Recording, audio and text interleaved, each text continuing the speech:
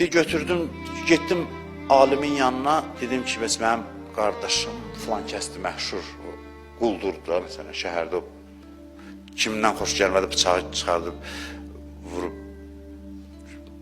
öldürən adamlardan biridir. Onun qardaşıyam mən filan kəsin. Gətirim onu moizə edirdim, mən elə adama nə moizə edeyim, nə danışım onu, əsəbləşər mənə də. İndi o demədi, bunu mən əlavə elədim.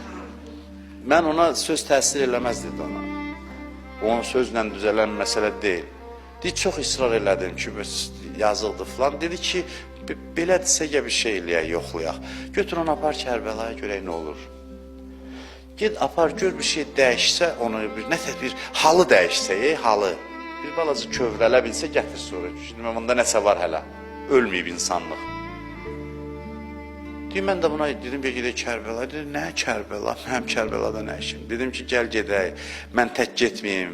Bir yola gətirdim ki, yolda mənim yanımda ol, birdən başıma bir iş gələr, bu ilə həvəsləndirdi. Öz dilini tapdım da bunu. Getdik, çatdıq. Öz işindədir, mahnıya qulaq asır, nəmli yolda gedir, öz üçün öz aləmindədir. Heç bilmir hara gedir. Gəldi, yerləşdi, getdi hərəmə. Dedim ki, gedək də buracan gəlmirsən, gedək ağanı ziyarət eləyək, dedi, gedək, gəldi.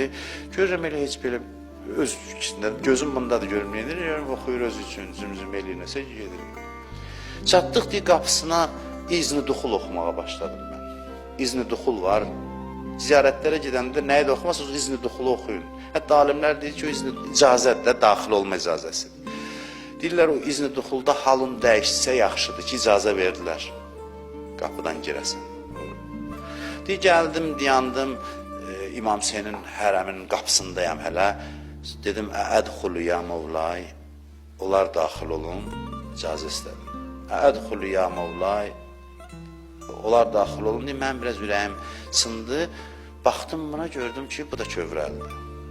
Gördüm, kövrəldi, ədxulu ya Mevlay, kövrəldi. Gördüm, yavaş-yavaş gözündən yaş axır. Yanımdan gedir.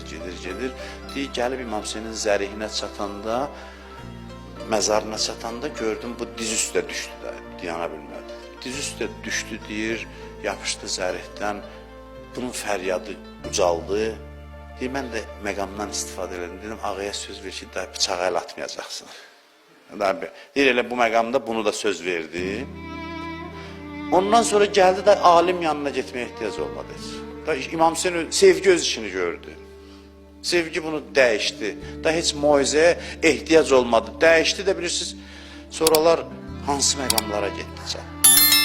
Bir söz deyirdi ona, heç kəsdən söz götürməyən adam, deyirdi, neynim ki, ağama söz vermişəm. Heç nə, əlimdə, heç nə də eləmərəm mən.